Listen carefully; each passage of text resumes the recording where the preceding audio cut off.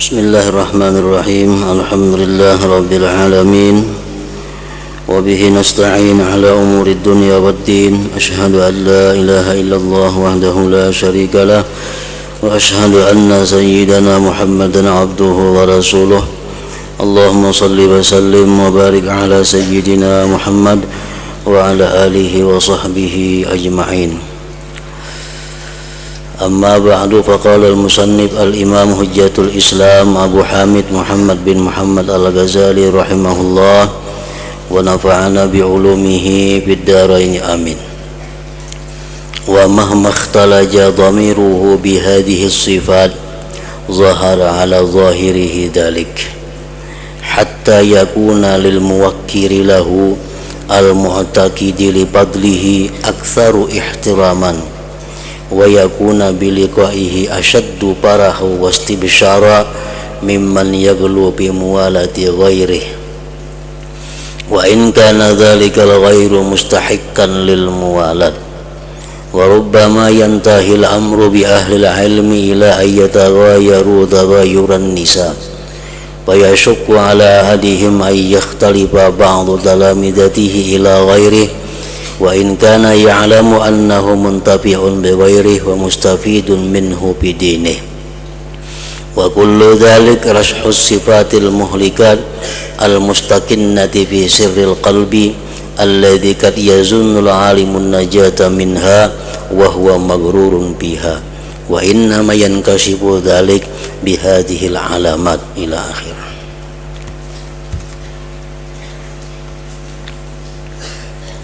Makna kalamul Imam Al-Ghazali rahimahullah, manakala isi hatinya bercampur dengan sifat-sifat ini, maka tampaklah yang demikian atas zahirnya. Maksudnya, manakala isi hatinya orang yang alim, yang wara, manakala isi hatinya orang alim yang wara tadi bercampur dengan sifat-sifat ini. Sifat yang mana? Sifat yang ingin menampakkan kewaraannya, sifat yang ingin menampakkan keilmuannya, sifat yang ingin mencari kemasyhuran atau popularitas terkenal.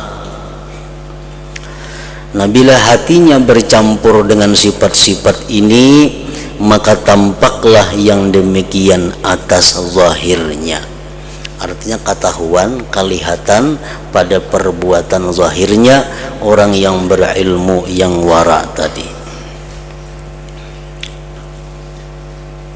Sehingga bagi orang yang menghormatinya dan meyakini keutamaannya itu lebih banyak dihormati.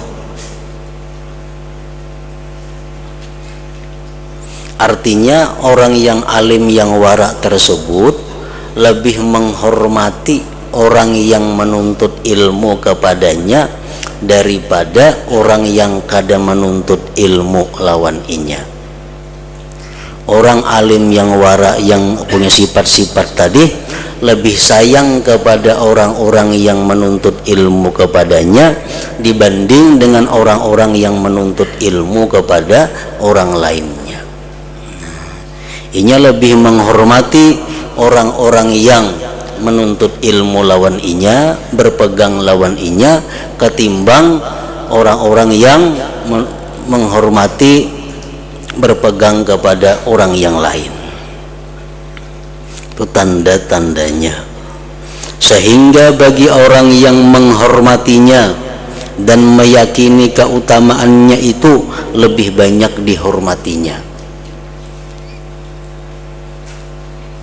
Bila orang kada mengaji lawan inya, kada dihormatinya, kada disayanginya, kada dihiraukannya. Tapi kalau orang itu mengaji lawan inya, yang diperhatikannya, itu alamatnya. Dan ia dengan berjumpa dengannya itu lebih senang dan lebih gembira daripada orang yang berlebihan dalam bersahabat dengan orang lain. Inya berjumpa kepada orang yang menuntut ilmu kepadanya lebih suka daripada berjumpa orang yang menuntut ilmu ke orang lain. Inya lebih senang berjumpa kepada orang yang meyakini kehebatannya daripada berjumpa lawan orang yang meyakini kehebatan orang lain.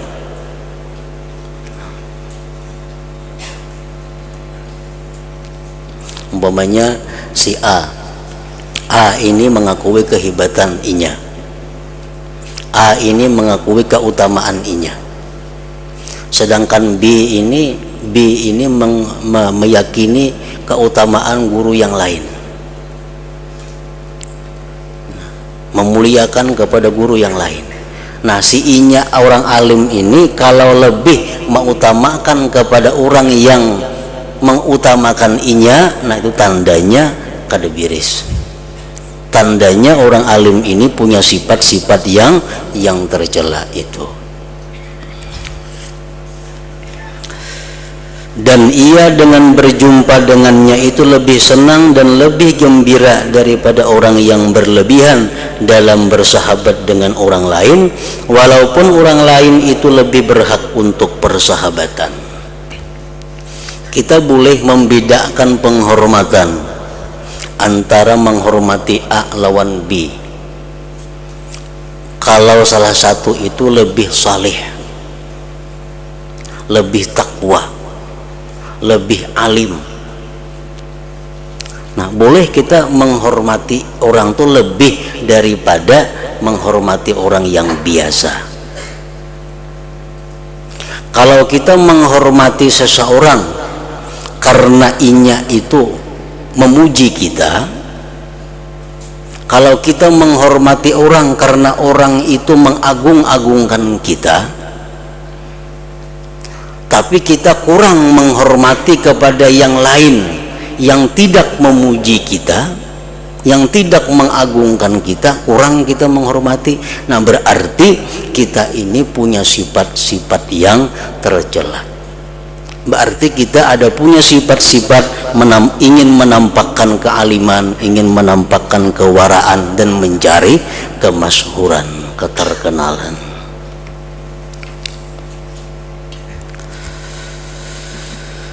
Dan kadang-kadang urusan ini berakhir dengan orang yang berilmu sampai bahwa mereka saling cemburu seperti cemburunya perempuan.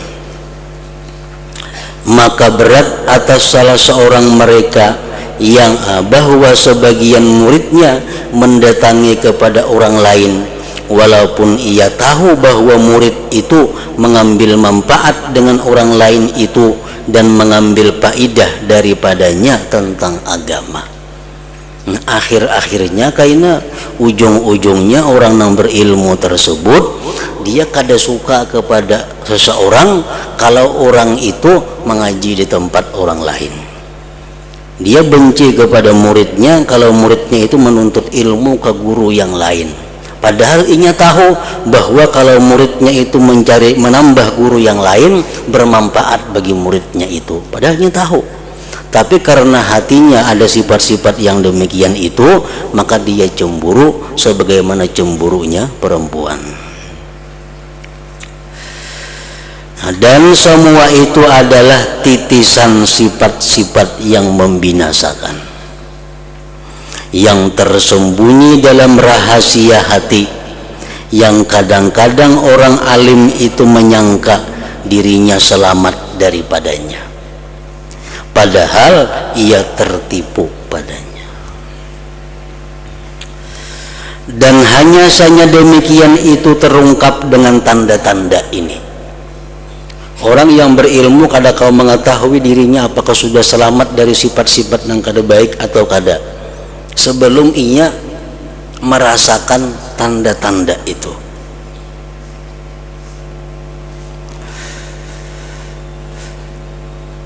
Dan hanya saja demikian itu terungkap dengan tanda-tanda ini. Dan fitnah orang alim itu besar, ada kalanya ia menguasai dan ada kalanya binasa. Ada kalanya dia mampu mengatasi ujian itu, dan ada kalanya dia tidak mampu mengatasi ujian itu. Dan tidak ada keinginan baginya pada keselamatan orang awam. Ini kada penting orang awam itu selamat, kadang-kadang penting inya dipuji, inya disanjung, inya dihormati, inya dimuliakan. Nah, itu tujuannya. Barang siapa merasa pada dirinya dengan sifat-sifat ini, kalau kita jadi orang alim, kalau kita mengajar, tapi di dalam hati kita timbul ada sifat-sifat kayak tadi. Bila orang mengaji lawan kita, kita hormati, kita sayangi. Orang mengaji ke lain, kadang kita hormati, kadang kita sayangi, bahkan kalau perlu dimusuhi. Nah, kalau kita merasa ada punya sifat-sifat seperti itu, maka yang wajib atas orang yang berilmu tadi adalah beruzlah. Yang wajib beruzlah, menyendiri, mencari humul tidak dikenal, dan menolak untuk memberi fatwa manakala diminta orang. Nah, kalau inya merasa hatinya masih seperti itu, kada usah mengajar, kada usah memberikan fatwa. Yang penting inya adalah mengurus dirinya sendiri dahulu, menghilangkan sifat-sifat yang kada baik dalam dirinya tadi. Masjid pada zaman sahabat radhiyallahu ta'ala anhum itu mengumpulkan sekelompok dari para sahabat Rasulullah sallallahu alaihi wasallam. Di Masjid Nabawi itu sepeninggalnya Rasulullah sangat banyak orang-orang alim, sahabat-sahabat Nabi. Mereka adalah para ahli fatwa. Mereka bisa berfatwa karena mereka mengaji dengan Rasulullah. Dan mereka saling menolak memberi fatwa.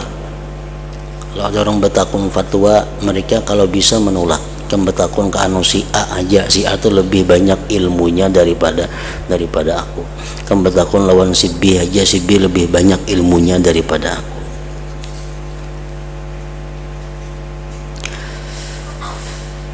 Dan setiap orang yang berfatwa adalah ia ingin bahwa orang lain cukup dengannya.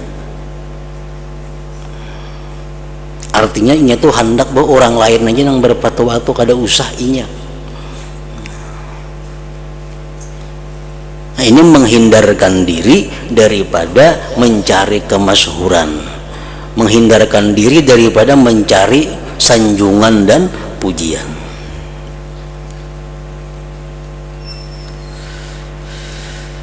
Nah, jadi orang-orang yang alim, orang-orang yang berilmu, yang dalam hatinya masih ada sifat ingin terkenal, dalam hatinya masih ada sifat ingin dipuji, disanjung, diketahui orang kehebatan-kehebatannya, orang ini paling baik baginya kada usah mengajar. Yang paling baik uzlah, menyendiri. Apa tujuan menyendiri? Memperbaiki diri terlebih dahulu.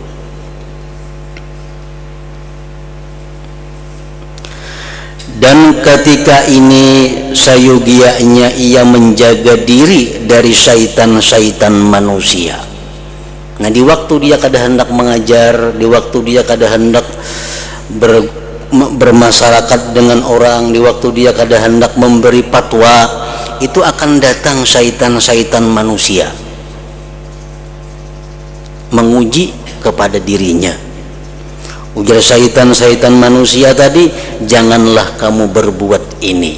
Kamu jangan menyendiri, kamu punya ilmu, kamu lawas mengaji, kamu banyak kitab yang kamu kuasai, bapak kamu menyendiri, bapak kamu kadang mau mengajar. Ujar syaitan-syaitan manusia membawainya. Karena sesungguhnya pintu ini kalau dibuka, niscaya ilmu-ilmu terhapus di antara makhluk. Amun orang tuh kayak ikam nih semuaan kada hakun mengajar, habisam ilmu kada ada lagi. Mun pintunya dibuka, orang asing-asingnya membaiki diri hanya mengajar dulu, siapa lagi yang mengajar, akan terhapuslah ilmu di antara makhluk. Ujar syaitan tadi mengajak kepada inya.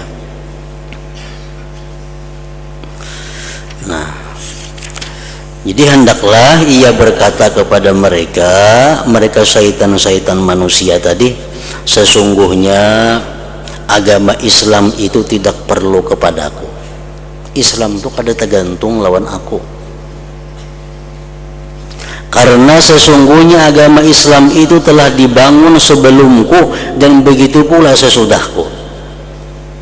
Dan jikalau saya mati, maka rukun-rukun Islam tidak menjadi rubuh, karena agama itu tidak memerlukan kepadaku. Adapun saya, maka saya tidak terlepas dari memperbaiki hatiku. Kau mengajarkah, kadakah Islam itu tetap jalan? Islam akan tetap utuh baik sebelumku atau sesudahku. Islam kada memerlukan aku, yang penting aku saat ini dahulu berlatih untuk memperbaiki diri. Nah, itu menjawab ajakan-ajakan manusia yang ingin mengajak, mau menebarkan ilmu, mengajar, memberikan fatwa, dakwah dan sebagainya. Adapun menimbulkannya yang demikian itu kepada terhapusnya ilmu, ujar manusia mun ikam kada maajar nang kaini nang ikam alim, ikam kada maajar, ilmu kaina terhapus, ilmu hilang.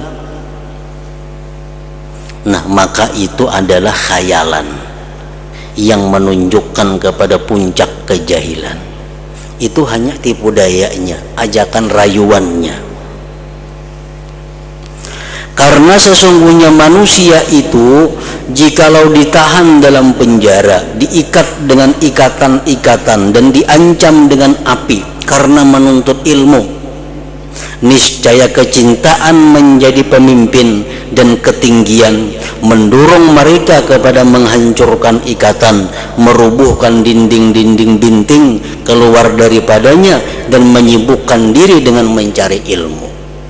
Artinya kalau kita nih kada hakun mengajar karena kita hendak memperbaiki diri, ilmu kada akan terhapus. Masih banyak orang-orang yang suka menuntut ilmu, masih banyak orang-orang yang suka mengajar, karena mengajar itu adalah pangkatnya tinggi, kedudukannya tinggi. Masih banyak orang-orang yang berkeinginan untuk mendapatkan kedudukan itu. Nah, itu maksudnya. Jadi jangan berpikir kalau aku kada mengajar kayaknya terhapus ilmu, kada macam itu. Mun aku kada mengajar, Islam rubuh, kada ada harapan. Banyak lain pada kita yang mengurus agama Islam itu. Yang penting kita lebih dahulu memperbaiki hati, jangan sampai ada menggunakan ilmu itu untuk mencari hal-hal yang dilarang oleh agama. Maka ilmu tidak dapat terhapus selama syaitan mendorong kepada makhluk untuk cinta kepemimpinan. Dan syaitan tidak kendur dari perbuatannya sampai hari kiamat. Bahkan bangkit untuk menyebarkan ilmu kaum-kaum orang-orang yang tidak ada bagian bagi mereka di akhirat. Ilmu kada akan terhapus. Bahkan makin banyak orang-orang yang menuntut ilmu, karena dengan ilmu dia akan mencapai ketinggian pangkat, ketinggian martabat di sisi manusia. Sabda Rasulullah sallallahu alaihi wasallam, innallaha yu'ayyidu hadzal dina bi aqwamin la nasiba lahum. Artinya sesungguhnya Allah menguatkan agama ini dengan kaum-kaum yang mereka tidak mempunyai bagian di akhirat. Agama ini diperkuat oleh orang-orang yang di akhirat tidak ada surga. Ini orang punya ilmu banyak, punya ilmu lengkap, tapi inya mengajar tujuannya bukan karena Allah. Inya mengajar tujuannya bukan untuk memperkuat Islam, tapi tujuannya untuk mencari sanjungan, mencari dunia, pangkat dan kedudukan. Nah, inya menyebarkan ilmu. Dengan tersabarnya ilmu ini, Islam jadi kuat. Padahal yang menyebarkannya ini orang yang tidak ada bagian apa-apa nantinya di akhirat. Jadi jangan berpikir Islam itu akan hilang, kada ada harapan. Islam akan terus berkembang walaupun yang pengembangnya ini orang-orang nang kada ada bagian apa-apa di akhirat. Innallaha la yu'ayyidu hadzal dina birrajulil fajir. Ujar Nabi, sesungguhnya Allah menguatkan agama ini dengan seseorang yang berbuat maksiat. Agama Islam ini jadi kuat dengan orang-orang yang ahli maksiat. Banyak kita misal orang sembahyangan, orang beribadah dijaga oleh orang-orang yang kuat-kuat. Mau di negara Islam misalnya, orang beribadah itu dijaga oleh tentara-tentara Islam. Tentara-tentara Islam ini keamanan supaya orang sembahyang jangan diganggu, supaya orang sembahyang merasa khusyuk, tenang. Padahal si askar sembahyang nggak adanya, cuma menjaga orang sembahyang agar aman. Nah, itu maksudnya Allah memperkuat agama ini dengan orang-orang yang jahat.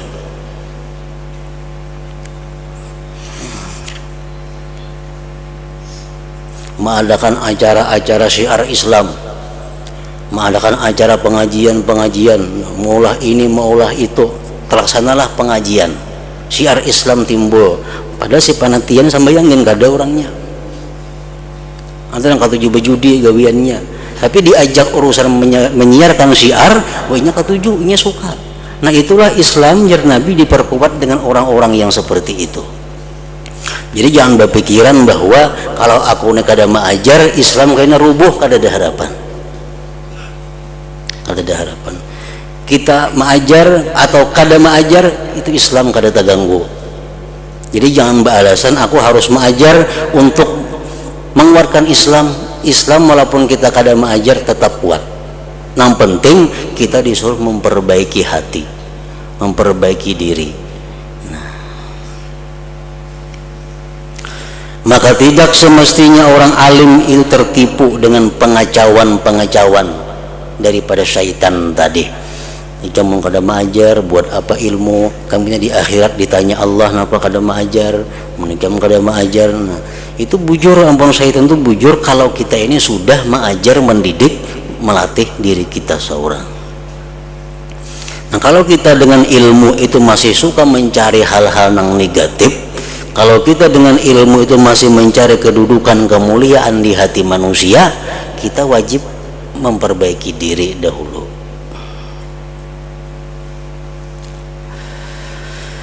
Maka tidak semestinya orang alim itu tertipu dengan pengacauan-pengacauan, lalu ia sibuk dengan bercampur dengan makhluk sehingga terdidik dalam hatinya cinta kedudukan, pujian dan penghormatan. Nah, sesungguhnya demikian itu adalah sifat munafik.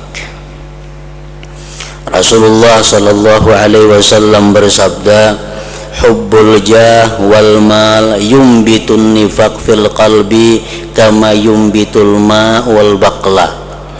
Artinya, ujar Nabi, cinta pangkat kedudukan dan cinta kepada harta itu dapat menimbulkan sifat munafik di dalam hati. Orang tuh mencari kedudukan, mencari pangkat di hati manusia, itu dia akan mudah berpura-pura jadi orang yang baik, padahal sebenarnya ini orang yang jahat. Lalu ditampilkannya keluar akhlak yang baik, akhlak yang mulia, tapi di dalam hatinya bersarang sifat-sifat yang jahat. Nah, karenanya mencari pujian, kedudukan, sifat munafik akan tumbuh dalam hatinya. Nah, demikian pula orang-orang yang mencintai harta itu akan menumbuhkan sifat-sifat nifak di dalam hatinya. Cinta pangkat dan harta itu dapat menimbulkan sifat munafik dalam hati, sebagaimana air itu menumbuhkan sayur-sayur. Dan Rasulullah sallallahu alaihi wasallam bersabda, madibani dhariyani ursila bi zaribati ghanamin bi aktsara ifsadan fiha min hubbil jah wal mal fi dinil mar'il muslim. Artinya, tidaklah dua ekor serigala yang buas yang dilepaskan dalam kandang kambing itu lebih banyak membuat kerusakan padanya daripada cinta pangkat dan harta pada agama seseorang muslim. Ini kambing di kandang, diandaki serigala, wekung nang buas, maka kambing akan berantakan, matian dimakannya serigala. Karena dimakannya serigala, nah, berbuat kerusakannya di situ. Nah, demikian pula hati seorang muslim kalau dimasuki sifat cinta kepada kedudukan, kehormatan, pangkat, kemuliaan, cinta kepada harta, itu akan merusak agama orang yang Islam tadi di dalam hatinya. Dan cinta kedudukan tidak dapat terlepas dari hati kecuali dengan mengasingkan diri dari manusia dan lari dari bergaul dengan manusia dan meninggalkan setiap apa yang menambah kedudukannya dalam hati manusia. Maka hendaklah pikiran orang alim itu dalam memahami yang tersembunyi dari sifat-sifat ini dari hatinya dan dalam mencari jalan keselamatan daripadanya. Dan inilah tugas orang alim yang bertakwa. Nah, jadi orang alim itu disuruh jiwa tafakur, disuruh jiwa berpikir. Nah, apa yang dipikirkan orang alim itu mengoreksi hatinya, mengoreksi hatinya, batinnya. Adakah sifat-sifat yang tercela di batinnya itu yang berhubungan dengan ilmu? Nah, kalaunya ada, lebih baik memperbaiki itu. Nah, jadi orang yang salikin ditafakurkannya ada sudah. Orang-orang yang salihin ini yang mesti ditafakurkannya. Nah, orang-orang yang ulama pun ada juga yang mesti ditafakurkannya. Ada juga jalan pikiran yang mesti direnunginya, dipikirkannya. Nah, jadi bab tafakur ini mencakup kepada seluruh golongan. Siapapun dituntut untuk tafakur, berpikir agar mencari keselamatan dirinya. Adapun orang-orang seperti kita, maka semestinya pikiran kita pada yang menguatkan iman kita dengan hari hisab. Nah, kalau kita lain lagi pulang, yang kita pikirkan ini adalah kayak apa caranya menguatkan keyakinan, keimanan tentang hari hisab, hari kiamat. Kita ini sudah yakin aja bakal mati. Kita sudah yakin aja bakal ada pertanyaan fitnah kubur, azab kubur, nikmat kubur. Kita yakin aja bahwa ada kaina padang mahsyar. Kita yakin aja di kaina pacang ada hisab, pacang ada mizan, bakal ada titian, bakal ada neraka atau surga. Itu kita yakin. Cuma keyakinan kita itu belum sampai kepada batas yang diharapkan. Nah, itu yang kita dituntut menguatkan lagi keyakinan tentang itu, supaya keyakinan kita bertambah kepada hal-hal yang berkaitan dengan akhirat tadi. Kita percaya surga ada, percaya. Siapa aja yang memandangkan surga itu ada, kita ada percaya. Karena kita sudah yakin bahwa surga itu ada. Nah, tapi yakin kita kada sampai batas yang cukup. Yakin kita kada sampai ke batas membuahkan sesuatu perbuatan.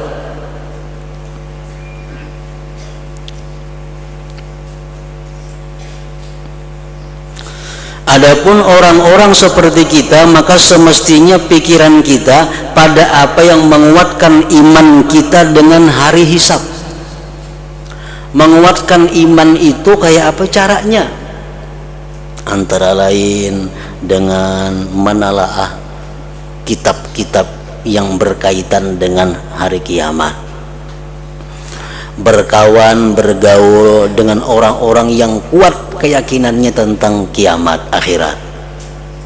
Menjauhi pergaulan-pergaulan yang membuat lemah keyakinan itu. Memperbanyak zikrullah, memperbanyak hadir di majelis ilmu.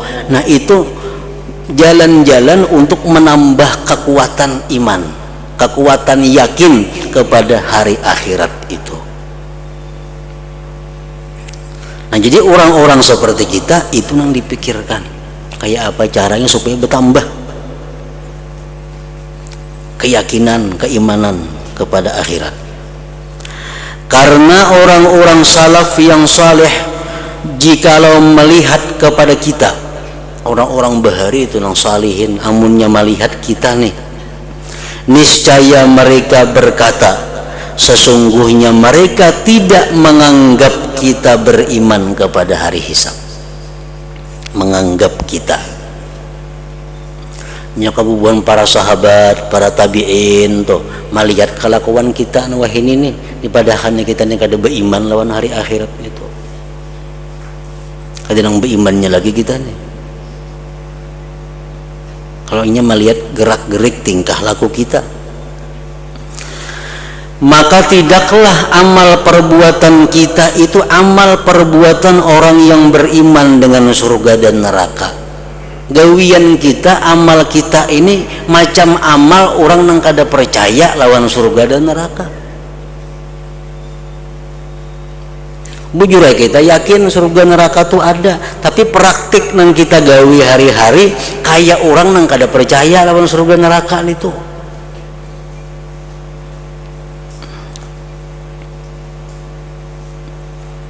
Karena sesungguhnya barang siapa takut kepada sesuatu, maka ia lari daripadanya.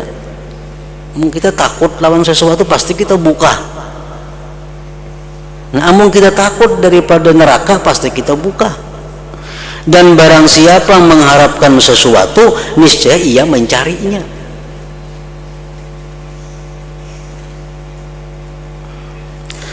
Dan kita telah mengetahui bahwa lari dari neraka adalah dengan meninggalkan perkara yang syubhat dan yang haram,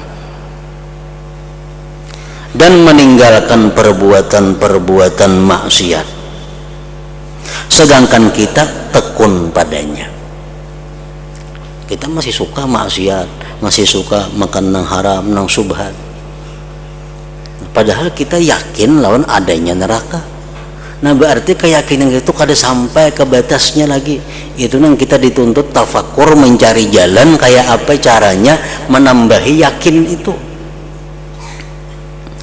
Dan bahwa mencari surga itu dengan memperbanyak perbuatan-perbuatan taat yang sunnah.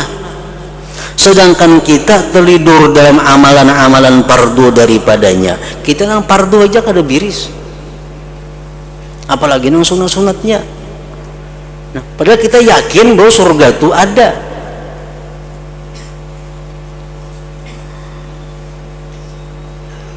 Nah, maka tidak hasil bagi kita dari buah ilmu selain bahwa orang mengikuti kita dalam ketamaan kepada dunia dan kerakusan kepadanya. Dan dikatakan bahwa jikalau ini adalah tercela, niscaya para ulama itu lebih berhak dan lebih utama untuk menjauhinya, kerakusan kepada dunia dan kecintaan daripada kita. Dan mudah-mudahan kita seperti orang awam, apabila kita mati maka dosa-dosa kita mati bersama kita. Orang-orang awam ini bila mati habis juga dosanya. Nah, kalau orang-orang yang berilmu, apalagi mereka sudah mengarang kitab, memberikan fatwa, kalau kitab itu keliru, fatwanya salah, walaupun inya mati, dosanya kada mati, karena tetap dipakai orang kesalahannya itu. Maka alangkah besar fitnah yang kita hadapi, ujian yang kita hadapi jikalau kita berpikir. Maka kita memohon kepada Allah Ta'ala agar memperbaiki kita dan memberi taufik kepada kita untuk bertobat sebelum Dia mematikan kita. Sesungguhnya Dia yang maha pemurah, yang maha lembut dengan kita, yang menganugerahkan kenikmatan kepada kita. Nah, maka inilah jalan-jalan pikiran para ulama dan orang-orang saleh tentang ilmu muamalah. Ilmu muamalah, ilmu memperbaiki hati, ilmu memperbagusi akhlak, ilmu membujurakan ibadah, itu ilmu muamalah ngarannya. Kalau mereka selesai daripadanya,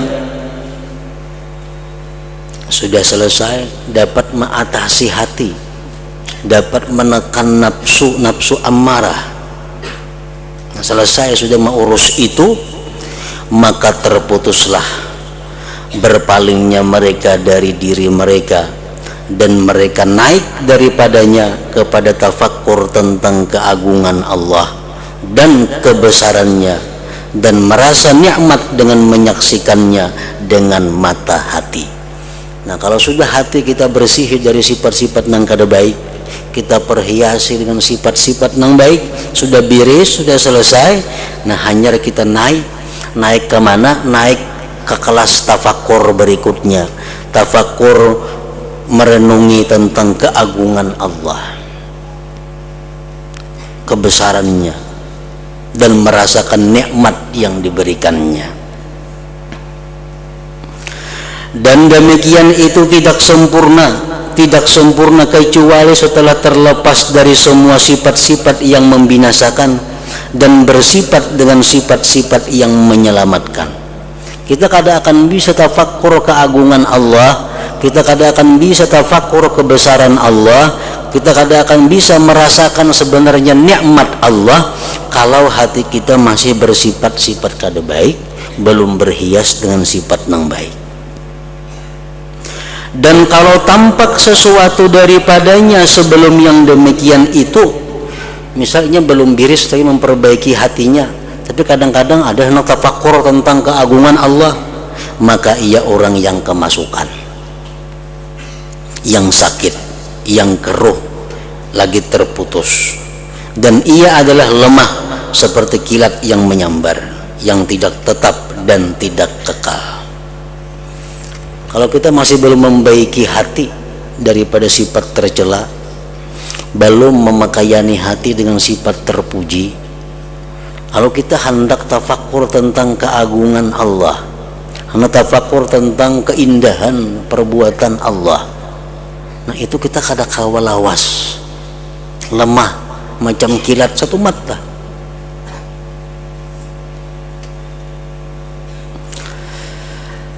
Dan ia adalah seperti orang yang rindu, yang bersunyi-sunyi dengan orang yang dirindukannya, tetapi di bawah pakaiannya ada ular-ular dan kalajengking yang menggigitnya berulang kali. Kita berhadapan dengan orang yang kita rindukan, berduaan di tempat dengan orang yang kita rindukan, tapi di awak kita banyak ular, ada lah kalajengking, kaulah kita nyaman berhadapan itu, orang urusin aja dulu. Maka menjadi sulit atasnya kelezatan menyaksikan. Kayak apa jaharatnya orang yang dipandang, mun di awak kita ada ular, kada tak urus lagi orang itu. Nah, kayak itu juga kita kada akan bisa melihat, mata hati kita kada akan bisa melihat keindahan Allah, keindahan ciptaannya, kalau di dalam hati kita banyak sifat-sifat tercela itu.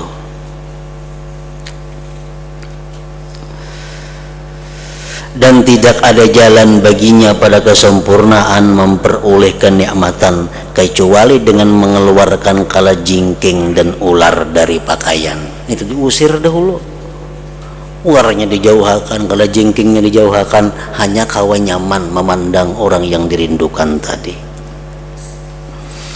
Dan sifat-sifat yang tercela ini adalah kalajengking dan ular, dan itulah yang mengganggu dan menyakitkan.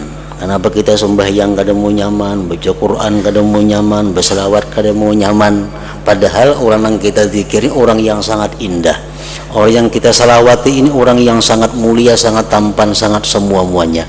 Kenapa kita kada mau nyaman? Karena di awak kita kebanyakan penghalang yang mengganggu untuk kenyamanan itu. Jadi sifat-sifat tercela itu diumpamakan dengan kalajengking dan ular, itulah yang mengganggu dan menyakitkan. Dan dalam kubur bertambah sakitnya gigitannya atas gigitan kalajengking dan ular. Nah, dan kadar ini cukup untuk memperingatkan atas jalan-jalan fikiran hamba tentang sifat-sifat diri yang dicintai dan yang dibenci di sisi Tuhannya yang maha tinggi. Nah, jadi perinciannya ini lebih luas lagi ada. Kalau kita seorang pedagang, apa yang mesti kita pikirkan dalam hari-harinya? Kalau kita orang penuntut ilmu, apa yang mesti kita tafakkurkan dalam ibadah tafakkur itu? Kalau seorang perempuan, apa yang perlu kita tafakkurkan sehingga dia menjadi perempuan yang baik? Kalau menjadi pejabat penguasa, apa yang mesti dia tafakkurkan agar dia menjadi pejabat yang bagus, yang diridai Allah? Nah, semuanya itu diatur, ada cara-caranya. Jadi kada sama tafakkur itu antara orang A dengan orang B, tergantung pekerjaan gawiannya sehari-hari. Nah, bagian kedua adalah berpikir tentang keagungan Allah, kebesarannya dan kesombongannya.